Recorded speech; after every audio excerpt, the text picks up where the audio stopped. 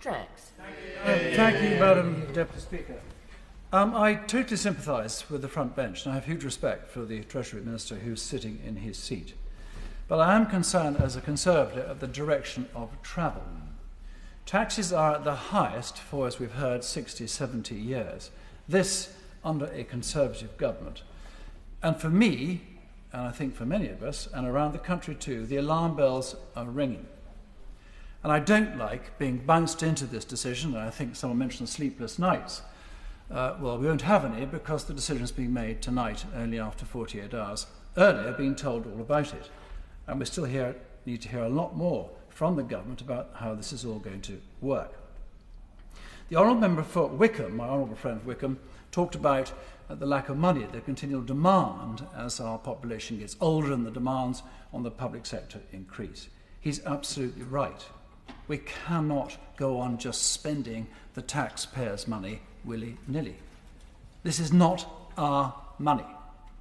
It is money earned by people working their socks off to provide for their family, their friends, their employees, and for the health and prosperity of this country, and we cannot abuse that. I also support entirely, in fact, as some other honourable members said, my honourable friend for Rossingdale and Darwin, who made a superb speech. Yeah. He referred to a Trojan horse, and if I can paraphrase, what he was saying is, we as Conservatives are introducing a new tax. This tax will never, ever be withdrawn, because come the election time, we will be told this is a one-off tax.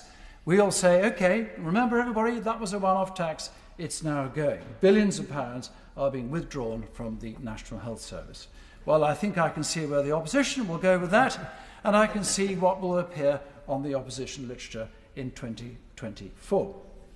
And on that point, manifestos, promises made, can we not think just a little bit carefully, or more carefully, about what we say in our manifestos? No one could have predicted the pandemic, and I'm deeply sympathetic to the government on that point. Of course we couldn't. But maybe we should say we aim to do something rather than we promise to do something. Because circumstances change. When one government takes over from another, they change the whole thing anyway. And we then, if we win it back, have to change it again. Throwing money into the National Health Service black hole is not the solution. And the sad fact is that parties of all colours over many years have failed to tackle the NHS issue, which needs a radical reform, both of the NHS and, of course, of social care. I'm not saying change the care free at the point of delivery. I'm not saying that at all.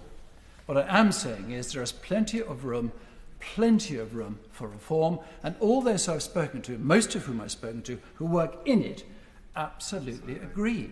It's a matter of courage, political courage, to actually get on and do it. And finally, in the few seconds I have left, we are Conservatives.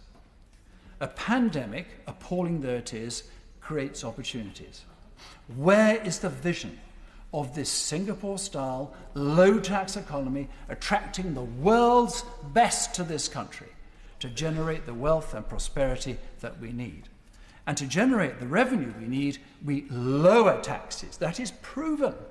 We don't raise them.